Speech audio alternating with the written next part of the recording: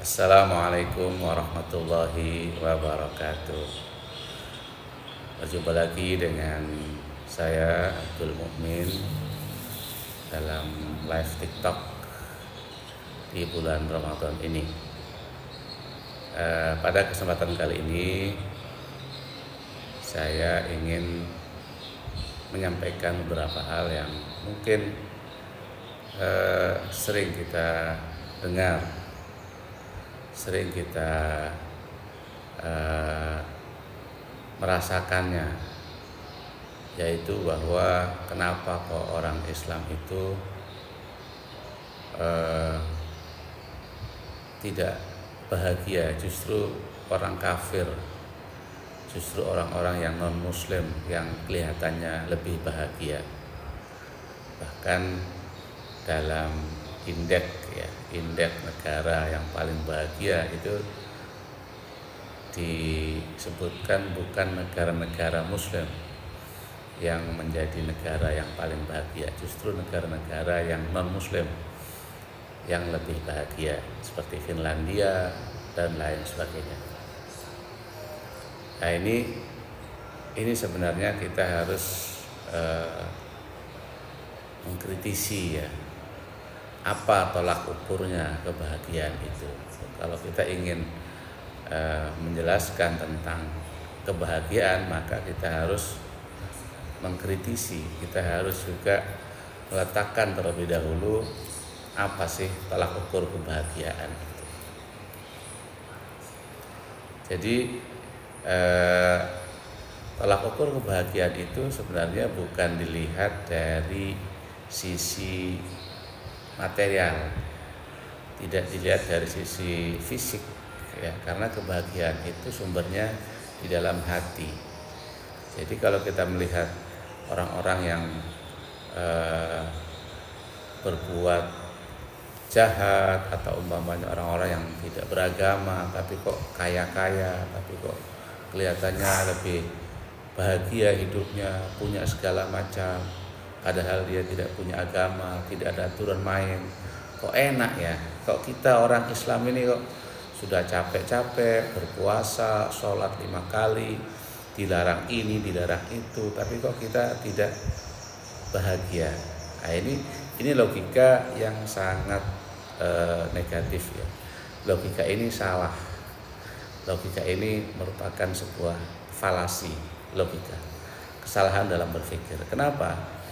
Karena kebahagiaan itu tolak ukurnya bukan fisik. Ibarat kita mengukur sebuah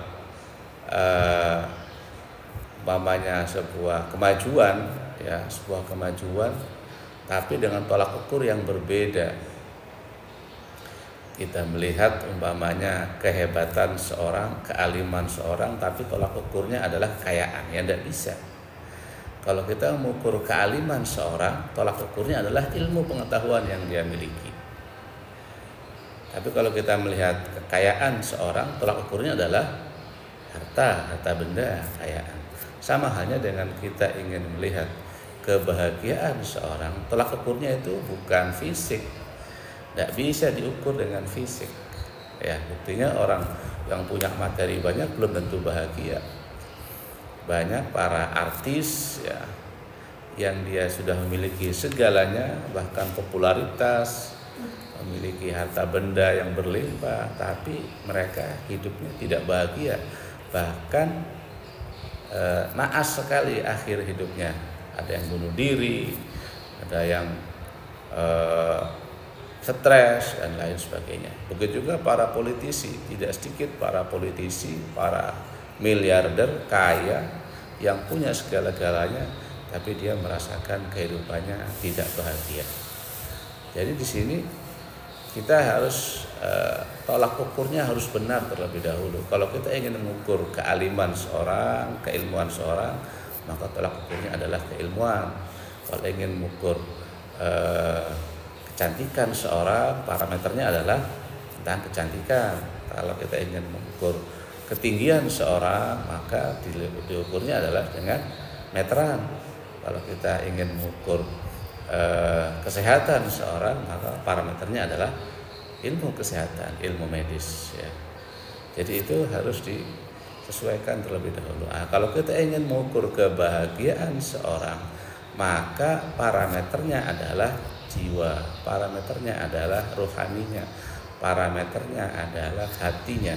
Ya memang hati tidak bisa diukur, tidak bisa kelihatan, tetapi itu yang harus kita lakukan, karena kebahagiaan itu adalah kerjaan hati. Kita senang dan bahagia itu apa yang merasakan? Secara fisik sama saja. Antara orang bahagia dengan orang yang tidak bahagia, fisiknya sama. Tidak ada yang berbeda, tapi secara hakikat hati berbeda. Yang satu merasa kurang bahagia, merasa marah, merasa menyesal, merasa sakit hati, sedangkan yang lainnya, yang satunya lagi itu merasa senang, ya, merasa bangga, merasa puas, merasa bersyukur. Ini parameternya itu. Bagaimana kalau kita melihat hati kita, ya, itu dilihat dari sisi rohani. Tidak bisa kita melihat dari parameter fisik. Jadi dari sisi jiwa, rohani, metafisik, ya. Jadi itu kebahagiaan seorang. Karena itu selama roh kita, selama rohani kita, metafisik kita, mental kita itu kita jaga, kita bersihkan, maka disitulah arti kebahagiaan ya. Karena roh ini pada asalnya suci. Roh itu berasal dari Allah Subhanahu wa ta'ala. Roh itu wa nafakhtu fihi min ruhi, kata Allah, dan saya tiupkan di dalam diri manusia dari rohku. Ya, roh itu adalah suci. Roh itu bersih. Roh itu adalah suatu yang tidak kotor ya. Karena itu selama roh itu suci, roh itu bersih, maka orang akan merasakan kebahagiaan, orang akan merasakan ketenangan, orang akan merasakan kedamaian. Justru yang menjadikan kita tidak bahagia itu karena roh kita kotor, roh kita itu penuh dengan kotoran-kotoran. Itu yang menjadikan orang tidak bahagia. Bagaimana caranya supaya roh kita itu bersih, roh kita itu tetap suci? Ya, caranya adalah kita menjalankan, mendekat kepada Allah Subhanahu wa ta'ala. Kita menjalankan perintah-perintah Allah Subhanahu wa ta'ala. Kita tidak bermaksiat kepada Allah Subhanahu wa ta'ala. Kita tidak melanggar perintah-perintah Allah Subhanahu wa ta'ala. Itu yang menjadikan roh kita itu suci. Nah, jadi kalau roh kita suci, maka kita akan mendekat kepada Allah Subhanahu wa ta'ala, dan disitulah kita akan mendapatkan kebahagiaan yang sebenarnya, kebahagiaan yang hakiki, tidak kebahagiaan yang sifatnya sementara. Kalau kebahagiaan yang sifatnya sementara atau yang bersifat fisik itu sementara. Orang punya mobil 1-2 hari senang bahagia, setelah itu tidak lagi. Orang punya rumah 1 bulan 2 bulan senang, setelah itu bosan. Orang punya istri cantik, orang punya anak dan lain sebagainya. Itu kebahagiaan yang sifatnya sementara, tidak permanen ya. Jadi yang pertama, kita jangan sampai iri melihat orang yang umpamanya bermaksiat tapi kok bahagia ya, kok enak ya dia bermaksiat, dia nakal, dia ini, tapi kok bahagia karena punya mobil, karena punya ini. Enggak, jangan salah ya. Yang pertama dari sisi tolak ukurnya itu harus dibetulkan terlebih. Itu tolak ukurnya salah, itu salah dalam berpikir ya, karena salah dalam parameter kebahagiaan adalah rohani kita, bukan dari sisi fisik kita, materi kita. Jadi ketika roh itu dekat dengan Allah ketika roh itu menjalankan perintah-perintah Allah, ketika roh itu taat kepada Allah Subhanahu wa taala, maka roh itu akan semakin bahagia, semakin terpuaskan ya, semakin mendapatkan makanan. Karena itu Allah Subhanahu wa taala menurunkan syariat, menurunkan ajaran seperti sholat, puasa, zakat, haji, umroh dan lain sebagainya, bersedekah, berbuat baik kepada sesama, berbakti pada orang tua, membaca Al-Quran, membaca zikir, membaca sholawat. Itu semuanya dalam rangka untuk membersihkan roh kita dari kotoran-kotoran, membersihkan jiwa kita dari noda-noda.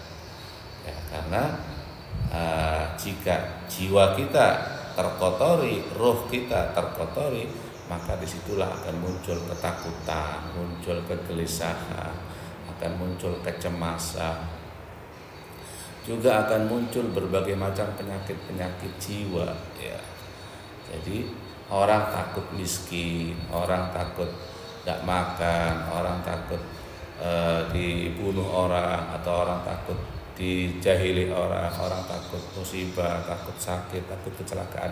Itu karena rohnya kotor ya. Jadi rohnya kotor. Jadi kalau orang itu berbuat maksiat kepada Allah, berbuat jahat, menindas orang lain, atau korupsi, atau mencuri, atau berbuat jahat, itu pada hakikatnya dia itu sedang mengotori dirinya sendiri. Dia itu sedang memberi kotoran kepada jiwanya, kepada rohnya, sehingga rohnya itu kotor. Jadi kalau orang tidak berpuasa, tidak sholat, itu pada hakikatnya dia sedang mengotori dirinya sendiri.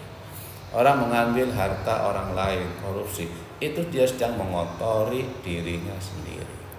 Jadi jangan kita terus merasa merasa iri, kok enak ya dia, jangan. Nah, karena dia sebenarnya telah mengotori dirinya sendiri, rohnya sendiri, hakikat dirinya sendiri, dan dia telah menjauhkan roh itu dari penciptanya, dari Allah Subhanahu wa taala. Apa akibatnya? Dia akan gelisah, dia akan merasa cemas, dia akan merasa takut ya. Takut tidak makan, dan takut begini begitu. Kenapa? Karena dia tidak yakin adanya Allah, karena dia tidak dekat sama Allah, karena dia tidak mendekat dengan Allah Subhanahu wa taala sebagai zat yang maha segala-galanya, maha kaya, maha kuat, maha perkasa, dan lain sebagainya. Sehingga dia takut. Kita saja di dunia kalau kita dekat dengan polisi, dekat dengan tentara, dekat dengan gubernur, apalagi dengan presiden, kita merasa nyaman kok, karena ada backingan, atau ada istilahnya yang mendukung kita di belakang. Apalagi kalau kita dekat dengan Allah Subhanahu wa taala, maka kita akan pasti merasa nyaman. Ya, sungguhnya orang beriman yang tidak campuri imannya dengan kezaliman, maka dia akan mendapatkan keamanan. Lahumul aman, dia berhak untuk mendapatkan keamanan, sehingga tidak ada kecemasan, tidak ada ketakutan. La khaufun alaihim wa lahum yahzanun. Tidak ada ketakutan dan tidak ada kesedihan. Itulah arti kebahagiaan. Jadi kebahagia itu tidak ada takut dan tidak ada sedih. Itu arti kebahagiaan. Bagi siapa itu kebahagiaan? Bagi orang-orang yang dekat kepada Allah Subhanahu wa ta'ala, bagi para wali-wali Allah, bagi kekasih-kekasih Allah yang senantiasa membersihkan jiwanya, membersihkan rohaninya. Nah, kita beramal, bersedekah, berpuasa, bersolat itu dalam rangka membersihkan jiwa kita, kotoran-kotoran hati kita. Ada iri, ada dengki, ada hasud, ada takut. Ini kita bersihkan. Kemudian juga menjauhi maksiat, itu juga dalam rangka membersihkan diri kita, membersihkan jiwa kita. Ya. Jadi yang paling penting adalah bersihkan terlebih dahulu. Ya. Jadi bagaimana caranya? Yang pertama adalah bersihkan diri dari kotoran-kotoran. Nah, yang kedua adalah dengan cara menghias diri kita dengan karakter yang positif. Ya. Menghiasi jiwa kita dengan karakter-karakter yang positif, seperti karakter bersyukur. Ya. Kita bersyukur kepada Allah Subhanahu wa taala. Itu adalah pangkal kebahagiaan. Kenapa kita harus bersyukur? Ya, karena kita ini sebenarnya adalah pemberian dari Allah Subhanahu wa taala. Hidup kita adalah pemberian, diri kita pemberian, ilmu yang kita miliki juga pemberian dari Allah. Anggota tubuh yang kita miliki mulai mata, telinga, akal, pikiran, semuanya adalah pemberian dari Allah Subhanahu wa taala. Tidak ada yang kita miliki. Ya, jadi semuanya adalah pemberian dari Allah Subhanahu wa taala. Karena itu kita harus bersyukur. Nah, orang yang bersyukur inilah orang yang paling bahagia. Jadi kita harus hiasi diri kita senantiasa bersyukur. Dari mulai kita bangun tidur, ya, dari mulai bangun tidur sampai kita tidur lagi, kita harus penuh dengan bersyukur. Alhamdulillah ya Allah atas kehidupan yang Kau berikan, atas nafas oksigen yang Kau berikan. Alhamdulillah ya Allah atas keimanan yang Kau berikan. Alhamdulillah ya Allah atas Islam, ihsan, atas bimbingan, hidayah yang Kau berikan. Ini luar biasa. Hidayah itu merupakan nikmat yang luar biasa. Alhamdulillah atas kesehatan tubuh kita, kesehatan anggota tubuh kita. Nah, itu satu hal yang harus kita syukuri. Alhamdulillah atas nikmat anak, nikmat istri, nikmat semua harta benda yang Allah berikan kepada kita. Itu juga harus kita syukuri. Jadi kita harus menyandang sifat itu, syukur. Kemudian juga sifat sabar, ya. Sabar artinya menahan diri dari hal-hal yang tidak kita inginkan, ya. Menahan jiwa, menahan emosi untuk tidak berontak, ya, tidak mengeluh dari hal-hal yang tidak kita inginkan. Kita ada yang sakit, ada yang mungkin merasa kekurangan secara fisik, ada yang miskin.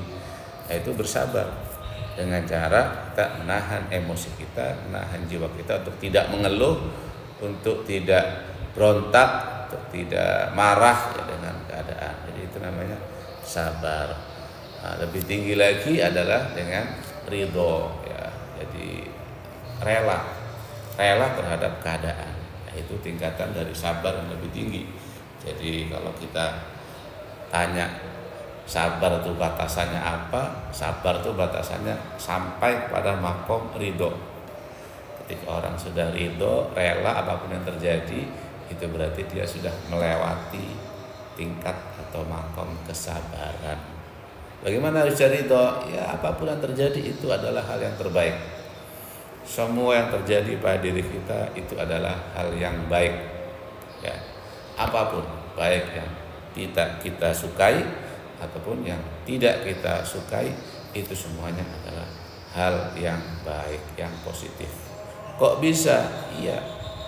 Jangan kamu lihat dari sudut pandang yang kecil, tapi lihatlah dari sudut pandang yang luas, ya.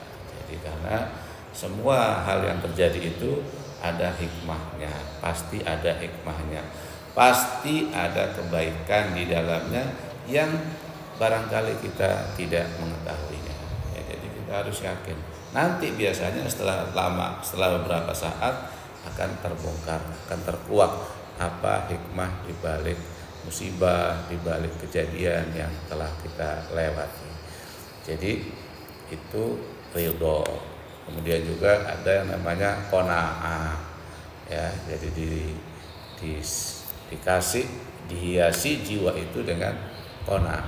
Qanaah itu artinya menerima pemberian Allah Subhanahu wa taala, bangga dengan pemberian tersebut, tidak merasa kecil hati, tidak merasa sedih kok saya diberi sedikit, jangan fulan diberi banyak. Tidak ya. Jadi semua orang itu punya takarannya masing-masing. Semua orang punya rizkinya masing-masing. Apa yang Allah berikan kepada kita, itulah yang mungkin terbaik buat diri kita. Bisa jadi kalau kita diberi lebih, kita tidak cocok. Ibarat anak kecil dikasih pakaian yang besar, justru bukan tambah baik tapi tambah kurang baik ya. Atau umpamanya tempatnya kecil, 1 ember dikasih air 1 galon ya kan, akhirnya tumpah-tumpah atau lebih-lebih. Jadi barangkali kitanya yang belum siap untuk menerima hal-hal yang seperti itu. Bagaimana caranya supaya kita siap? Ya siapkan diri kita sendiri. Wadah kita itu, kalau kita pengen mendapatkan rezeki dari Allah yang berlimpah, ya kita harus siapkan dulu wadahnya. Ya. Wadahnya jangan kecil, jangan seperti ember. Wadahnya harus seperti lautan. Apa wadahnya? Hatinya. Ya, hatinya harus lapang dada. Ya, hatinya harus tidak terikat dengan dunia. Jadi kalau hati kita masih terikat dengan dunia, masih hubbud dunia, maka dikasih banyak tambah tidak baik, justru bisa jadi kita jauh dari Allah, bisa jadi kita berbuat jahat kepada orang lain, bisa jadi kita semakin gila harta, gila wanita, gila tahta, dan akhirnya menjerumuskan diri kita.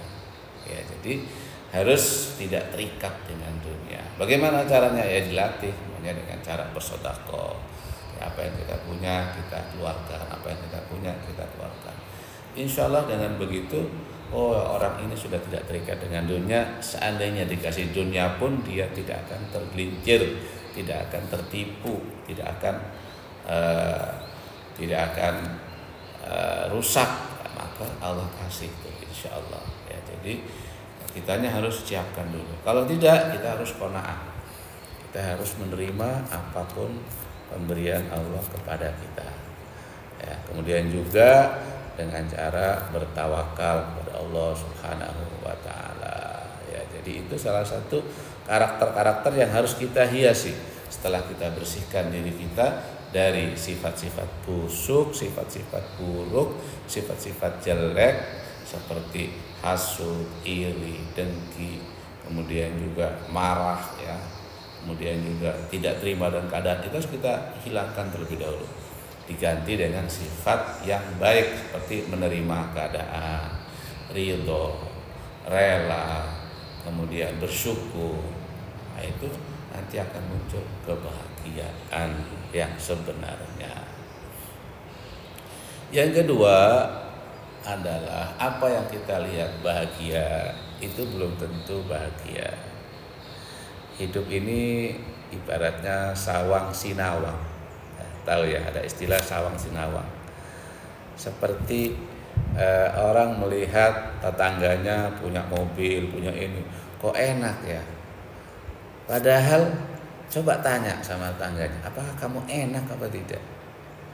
Nah, kalau ditanya ternyata enakan kamu enak, tidak punya apa-apa. Saya punya mobil, punya ini kan hutang saya, kredit. Setiap bulan saya harus memikirkan bagaimana cara untuk membayar kreditannya. Rumah ini kan juga merupakan kredit, saya harus bayar. Jadi saya juga tidak enak. Jadi sebenarnya yang kita lihat enak itu belum tentu enak. Orang punya pabrik, punya perusahaan, punya mobil banyak, punya rumah banyak, villa banyak, enak ya. Coba tanyakan, dia merasa enak apa tidak, merasa bahagia apa tidak. Justru kadang dia merasa tidak bahagia. Saya ini nggak bisa tidur. Nah, ada satu teman saya, ya lumayan orangnya, punya banyak kerjaan, punya banyak perusahaan, itu nggak bisa tidur. Untuk tidur itu harus minum pil.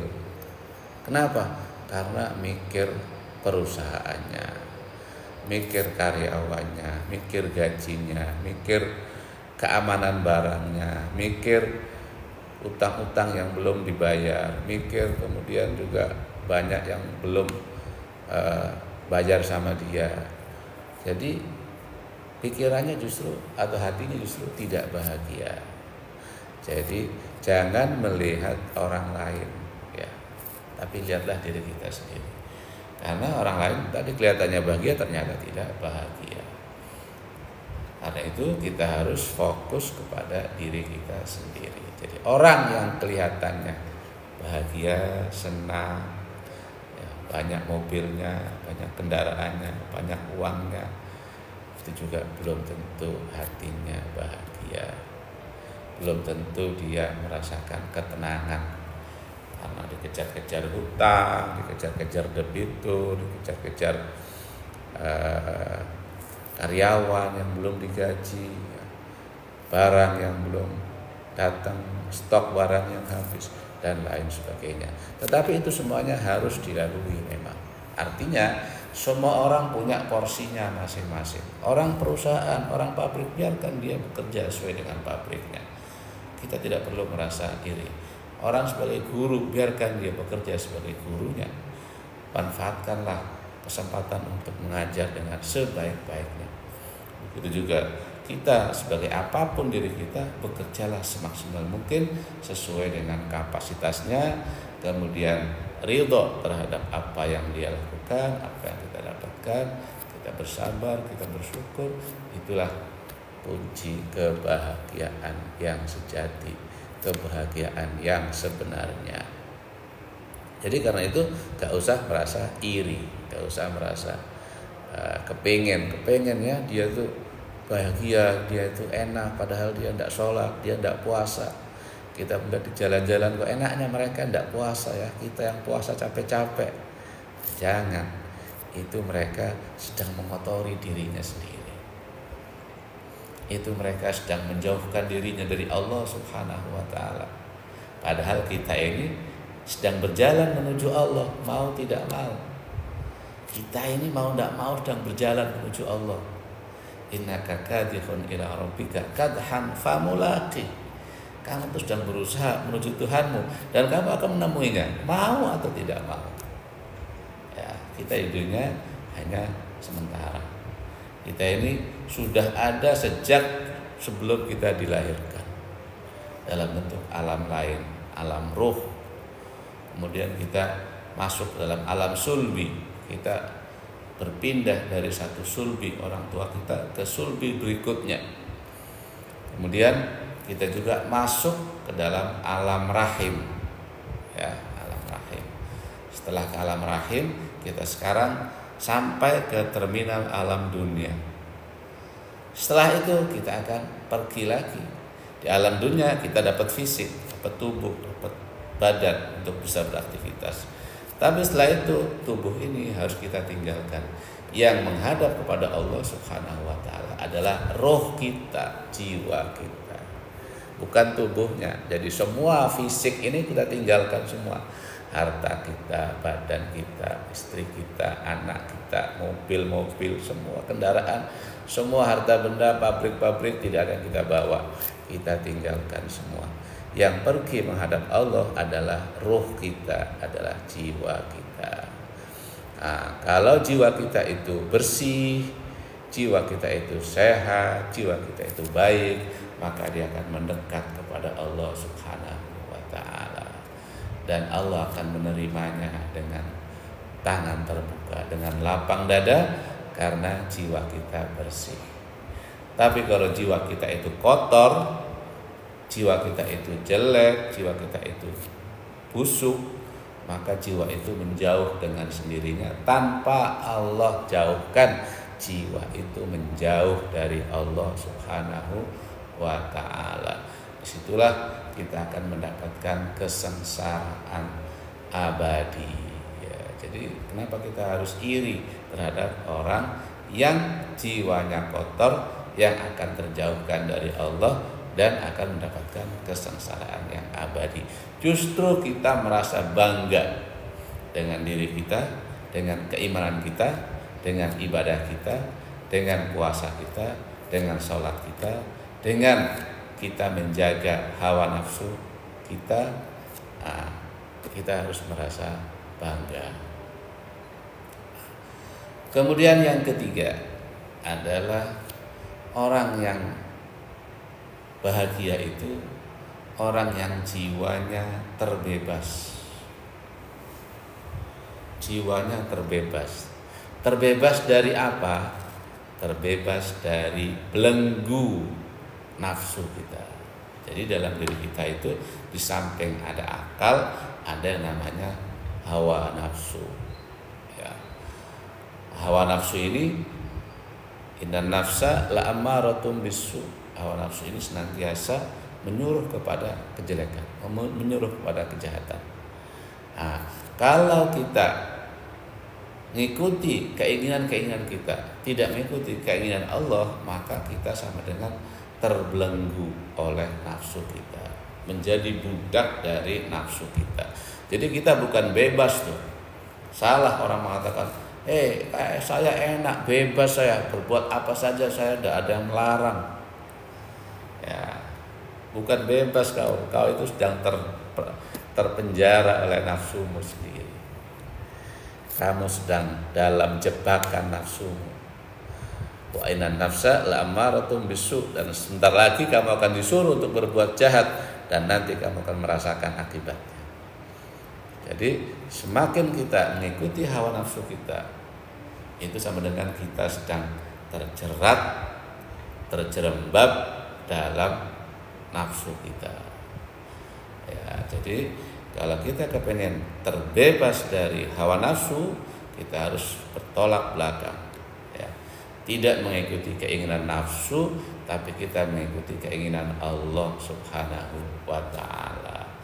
Jadi ketika kita beribadah, ketika kita berpuasa, ketika kita sholat, ketika kita berzikir, ketika kita belajar, itu pada hakikatnya kita sedang melepaskan diri kita dari jeratan-jeratan nafsu angkara murka, dan kita sedang terbebas dari nafsu untuk menuju pada Allah Subhanahu wa Ta'ala. Jadi jiwa kita terbebas dari cengkraman hawa nafsu tadi. Ya. Jadi kalau orang sedang berbuat yang mengikuti hawa nafsunya, jangan ditiru. Itu dia sedang terjerembab, itu terperangkap dengan hawa nafsunya, terperangkap dengan hawa nafsunya. Dia satu saat akan berbuat jahat dan dia akan masuk penjara, dia akan mati konyol, ya, dia akan bunuh diri. Ya, jadi begitu. Jadi jangan merasa iri hati dengan orang-orang yang berbuat jahat. Kok enak ya dia berbuat jahat? Jangan khawatir, sebentar lagi dia akan dapat. Bukan di akhirat. Di akhirat lebih lagi jiwanya kotor tadi. Di dunia. Kenapa? Karena wa innan nafsa la'ammaratun bisu'i illa ma rahima rabbi. Karena nafsu tadi akan menyuruh dia untuk berbuat jahat, dan barang siapa yang berbuat jahat, maka dia sebenarnya sedang menjahati dirinya sendiri. Dalam kaidah alam semesta yang direkam oleh Al-Quran, Allah menyebutkan in ahsantum ahsantum li anfusikum. Jika kamu berbuat baik, pada hakikatnya kamu sedang berbuat baik untuk dirimu sendiri. Dan jika kamu berbuat jahat, wa in asatum falaha.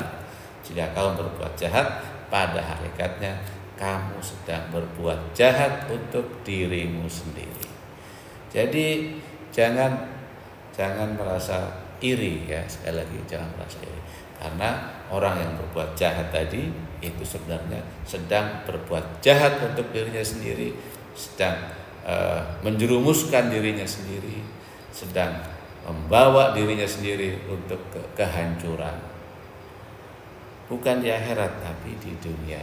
Makanya banyak sekali kita lihat orang yang berbuat jahat pasti kena batunya, ya.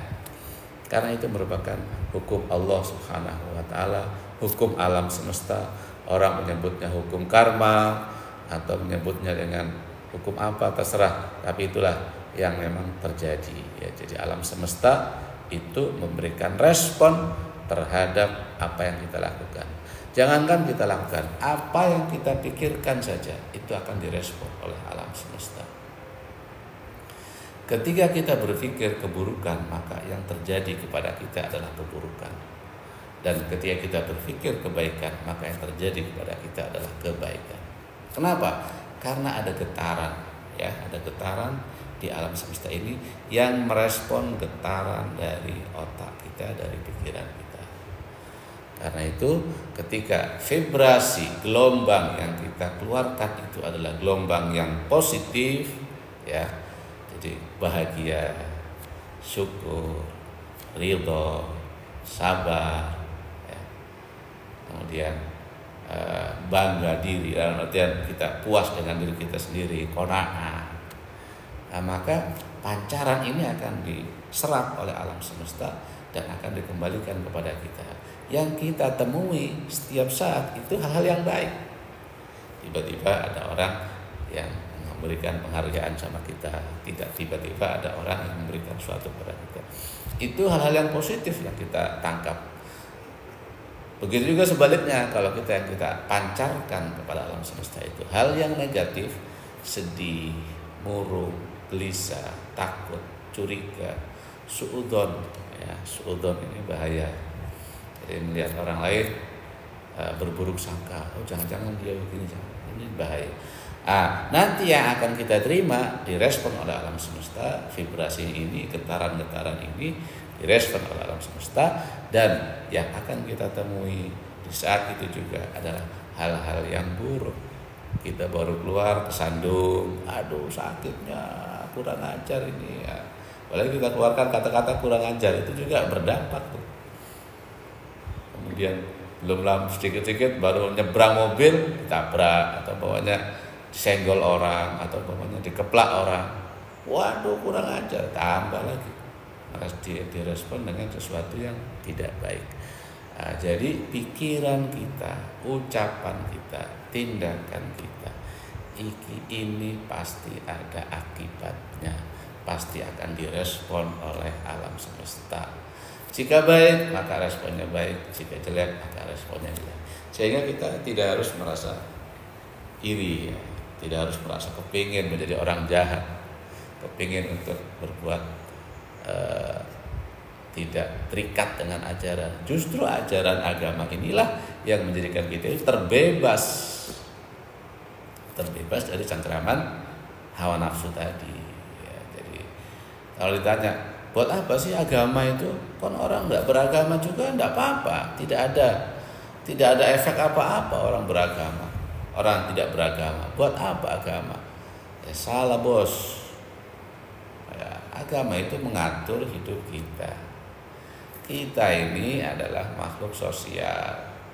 Kita ini adalah tidak bisa hidup sendiri. Kita ini harus berinteraksi dengan orang, ya. Kita ini harus bergabung dengan orang. Kita ini juga punya aturan main. Nah, kalau kita tidak ada yang ngatur hidup kita, maka kita akan menjadi makhluk rimba seperti hewan, ya. Akan benturan-benturan, rambu-rambu lalu lintas, jalanan saja lalu lintas harus ada rambu-rambunya supaya tidak tabrakan. Itu baru jalan, apalagi dalam sebuah masyarakat, dalam sebuah negara harus ada undang-undang, harus ada aturan, harus ada yang mengikat, ya. Untuk apa diatur? Supaya hidup teratur, supaya hidup tertib. Kalau nggak ada aturan akan kacau. Makanya harus ada yang mengatur, ada polisi supaya hidup tertib. Begitu juga hidup kita, diri kita, jiwa kita, harus ada yang mengatur. Yang mengatur adalah yang telah menciptakan kita, yaitu Allah Subhanahu wa ta'ala. Karena Allah tahu tentang kehidupan kita, Allah tahu tentang kapasitas kita, Allah tahu tentang potensi kita. kita, Allah tahu tentang kelebihan dan kekurangan kita, Allah tahu tentang hakikat manusia itu seperti apa. Makanya Allah berikan bimbingan dalam bentuk agama.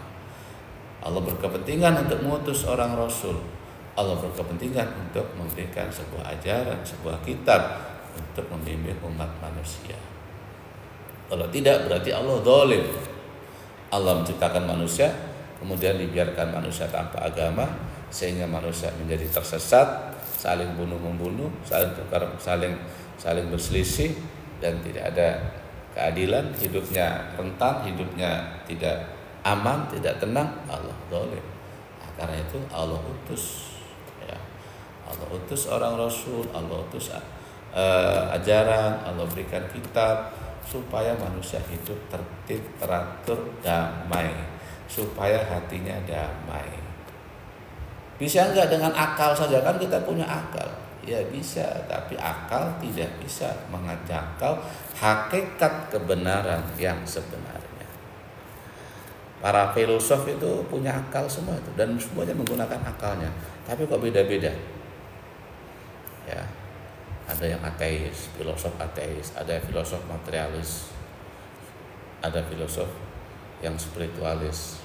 Jadi kok mereka hasilnya beda-beda ya? Padahal semuanya menggunakan akal.